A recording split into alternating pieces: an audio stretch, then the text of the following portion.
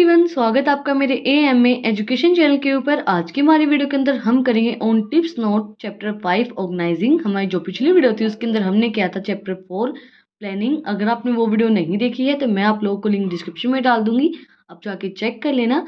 और अगर आप चैनल पे नए हैं तो सबसे पहले चैनल को जाके सब्सक्राइब करें, बेल आइकन प्रेस करें ताकि आपको नई नई अपडेट्स मिलती रहें। तो आज की हमारी वीडियो के अंदर हम करेंगे chapter 5 organising. What is organising? Organising का मतलब क्या होता है? Organising is concern with the grouping the activity and establishing relationship among them. Organising का मतलब होता है ग्रुप करना, एक्टिविटीज को एस्टेब्लिश करना, अच्छी रिलेशनशिप उनके साथ। Organising is concern with the grouping, activities को ग्रुपिंग करना, एक चीज को ऑर्गेनाइज वे में करना। इसके बाद स्टेप्स कौन से इन्वॉल्व होंगे in organising? Identify and division of work, identify करना कि हमें किस तरीके से काम करना है और उस काम को डिवाइड करना।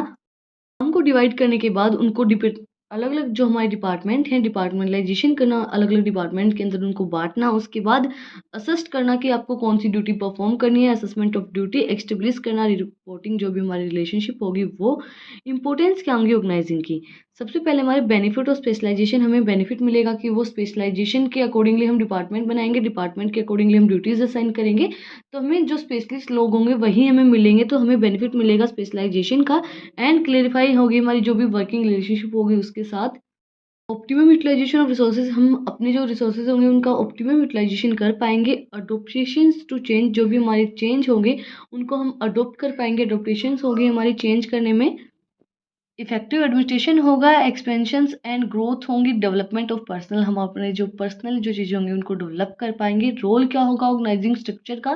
क्या करेंगे? फैसिलिटेट करेंगे, मैनेजमेंट जो भी एक्शन लेगी उसको हमें एनकरेज करेंगे कि हमारी जो एफिशिएंसी है, एफिशिएंसी के साथ अपना जो है वो काम हम कर पाएँ। कम्युनिकेशन अच्छी हो जाएगी हमारी। ऑप्टिमम यूटिलाइजेशन होगा जो भी हमारे ऑर्गेनाइजेशनल रिसोर्सेज होंगे। स्टिमुलेटिंग क्रिएटिविटी, हमारी क्रिएटिविटी को स्टिमुलेट करेंगे। जॉब सेटिस्फेक्शन, हमारी जॉब होगी उससे हम सेटिस्फाई रहेंगे। Type of organisation structure, functional and division. क्या डिफरेंस होगा फंक्शनल एंड डिविजनल स्ट्रक्चर के अंदर? सबसे पहले इसका मीनिंग, फंक्शनल स्ट्रक्चर क्या होता है? Group of entries work into major functional department is known as functional structure. Group of entry work, जो भी हमारा एंटायर वर्क होता है, जो भी हमारे फंक्शनल डिपार्टमेंट होते हैं उनके अकॉर्डिंगली जो हमारा फंक्शनल स्ट्रक्चर, मतलब फंक्शंस के अकॉर्डिंगली हमारा जो फंक्शनल स्ट्रक्चर हम क्रिएट करते हैं। डिविजनल स्ट्रक्चर का मतलब क्या होगा? Grouping the job related to one product and organising the under the department create a divisional structure. इसके अंदर क्या है कि हम अलग अलग तरीके के डिपार्टमेंट्स बना दें, अलग अलग तरीके की जॉब असाइन करें अलग अलग प्रोडक्ट के अकॉर्डिंगली। ये नहीं होता कि हम इस चीज़ के अंदर प्रोफेशनली हैं तो अलग अलग चीज़ें हो जाती हैं। जैसे हम अलग अलग कोई भी किसी भी डिपार्टमेंटल स्टोर में जाते हैं तो उसके अंदर अलग अलग प्रोडक्ट की अलग अलग स्पेस होती है, तो उसी तरीके से अलग अलग डिपार्टमेंट बनाए जाएँ, उसको बोलते हैं हम डिविजनल स्ट्रक्चर। फॉर्मेशन इसकी किस तरीके से होगी? Formation is based on functions, जो फंक्शनल स्ट्रक्चर इसकी फॉर्मेशन बेस्ड होगी फंक्शंस के ऊपर। डिविजनल स्ट्रक्चर की फॉर्मेशन होगी is based on product line, कि भाई आपका प्रोडक्ट कौन सा है, supported by the functions, functions उसको सपोर्ट करेंगे। स्पेशलाइजेशन इसका क्या होगा? फंक्शनल स्पेशलाइजेशन होगा। डिविजनल स्ट्रक्चर का क्या होगा? प्रोडक्ट स्पेशलाइजेशन होगा। रिस्पॉन्सिबिलिटीज क्या होंगी? डिफिकल्टी होगी कि कोई भी fix on a particular department, किसी को भी एक पर्टिकुलर डिपार्टमेंट के अंदर फिक्स करना बहुत ज़्यादा डिफिकल्टीज आएंगी। डिविजनल सेक्शन के अंदर हमारे अलग अलग डिपार्टमेंट होंगे तो इजीली हम उनको फिक्स कर पाएंगे। Manager development difficulty as each functional manager has to report to the top management. Difficulty होगी हर एक फंक्शनल डिवीजन को कि अपने टॉप मैनेजमेंट को रिपोर्ट दें।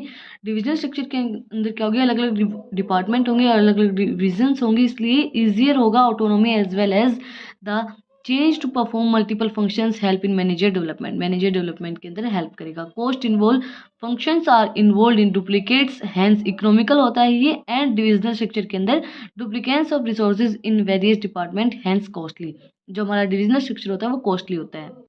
Features of formal organisation, the structure in formal organisation can be functional और divisional. जो स्ट्रक्चर हमारा फॉर्मल ऑर्गेनाइजेशन का वो फंक्शनल और डिविजनल दोनों ही हो सकता है। Formal organisation can be understood easily through its following feature, हमारी जो फॉलोइंग फीचर है उनके थ्रू हम फॉर्मल ऑर्गेनाइजेशन को अंडरस्टैंड कर सकते हैं। फर्स्ट ऑफ ऑल फॉर्मेशन इसकी किस तरीके से होगी? Formal organisation is created by the top management is accomplish a particular task. जो हमारी फॉर्मल ऑर्गेनाइजेशन होती है वो क्या होती है? वो क्रिएट की जाती है टॉप मैनेजमेंट के थ्रू और हमारे कोई भी पर्टिकुलर टास्क को परफॉर्म करने के लिए। स्पेसिफिक रिलेशनशिप होती है इसके अंदर। It specific the relationship among various job positions and the nature inter relationship इसके अंदर ये बताती है। रिपोर्टिंग क्या होगी इसके अंदर, it clarify that who has to report to whom, ये क्लेरिफाई करता है कि किसको हमें रिपोर्ट करनी है, who has to report to whom, and achieving of objective, it lays down the rules and procedures which are essential for achieving the organizational objective। वो लाई करते, वो बताते हैं हमें कौन सा रूल और कौन सी प्रोसेस हम यूज़ करेंगे हमारे ऑब्जेक्टिव को अचीव करने में। Coordination, it promotes coordination among various department and integrates the efforts of various department. हमें प्रमोट करते हैं कि हमें कोऑर्डिनेशन के साथ काम करना चाहिए और इंटीग्रेट करते हैं हमारे ग्रुप एफर्ट्स को, वेरियस डिपार्टमेंट के जो भी एफर्ट्स होते हैं। Smooth functioning, it is designs by the top management, design करती है क्या top management, and to facilitate smooth functioning, smoothly हमारे जो फंक्शंस है वो काम करते रहें of the organisation. Emphasis on work, more emphasis on the work to be performed them in personal relationship among the workers। हमें बताते हैं कि मतलब ज़्यादा फोकस करते हैं कि वर्क के ऊपर, काम के ऊपर, आपका काम अच्छे से हो रहा है या नहीं हो रहा है। Difference between formal and informal organisation, क्या डिफरेंस रहेगा? सबसे पहले meaning, formal organisation structures created by management in the form of authority. इसके अंदर जो मैनेजमेंट है वो क्रिएट की जाती है इन द फॉर्म ऑफ अथॉरिटीज, अलग अलग अथॉरिटीज जिनकी असाइन की जाती हैं। इनफॉर्मल के अंदर क्या होता है, म्यूचुअल रिलेशनशिप के साथ आप काम करते हैं ऑर्गेनाइजेशन के अंदर। Organise deliberate plans by management, deliberate plans होते हैं मैनेजमेंट के थ्रू। इनफॉर्मल के अंदर क्या होता है, सोशल इंट्रेंस होता है हमारे जो भी मेंबर्स होते हैं मंग मेंबर्स।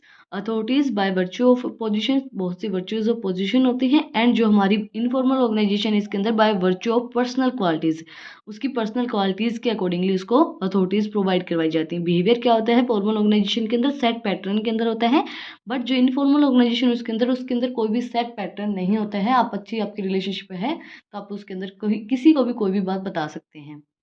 फ्लो ऑफ कम्युनिकेशन, हम कौन सी कम्युनिकेशन को फॉलो करते हैं, स्केलर डोमेन को। एंड इसके अंदर जो हमारा इनफॉर्मल ऑर्गेनाइजेशन इसके अंदर फ्री फ्लो को फॉलो करते हैं।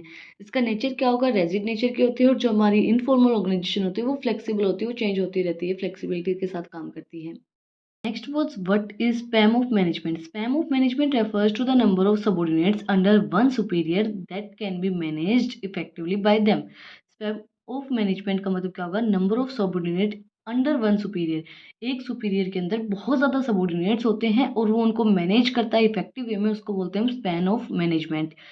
फैक्टर्स कौन से अफेक्ट करेंगे हमारे स्पैन ऑफ मैनेजमेंट को, कैपेसिटी ऑफ सुपीरियर कितनी, हमारी कैपेसिटी सुपीरियर की, कैपेसिटी ऑफ सबऑर्डिनेट कितनी है, नेचर ऑफ वर्कर कैसा है, degree of planning, degree of decentralisation, communication technique उसकी कौन सी आप वो यूज कर रहा है।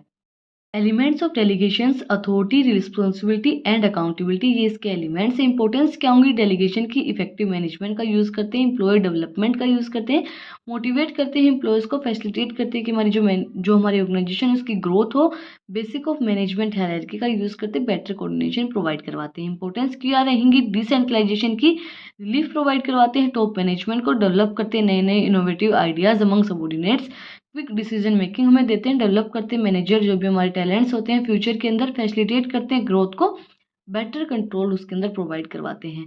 अब हम हमारे जो चैप्टर है उसको एनालाइज करके देखते हैं कि इसके अंदर से कौन कौन से क्वेश्चंस पूछे गए हैं, किन किन सालों के अंदर पूछे गए हैं। Average number of questions asked in last 3 years, सबसे पहले हमारे 2016 के अंदर 1 मार्क के अंदर दिल्ली और ऑल इंडिया के अंदर, दिल्ली के अंदर 4 क्वेश्चन, ऑल इंडिया के अंदर 3 क्वेश्चन पूछे गए थे। 2017 के अंदर भी 1 मार्क के अंदर एक एक क्वेश्चन दोनों के अंदर पूछा गया था, Delhi and all India. And 2018 के अंदर कोई भी क्वेश्चन नहीं पूछा गया। 3 मार्क्स के अंदर 2018 के अंदर एक एक क्वेश्चन पूछे गए थे दिल्ली और ऑल इंडिया के अंदर। इसके बाद 2016 के अंदर जो हमारे 4 और 5 मार्क के क्वेश्चन होते हैं उसके अंदर 3 क्वेश्चन पूछे गए थे दिल्ली के अंदर।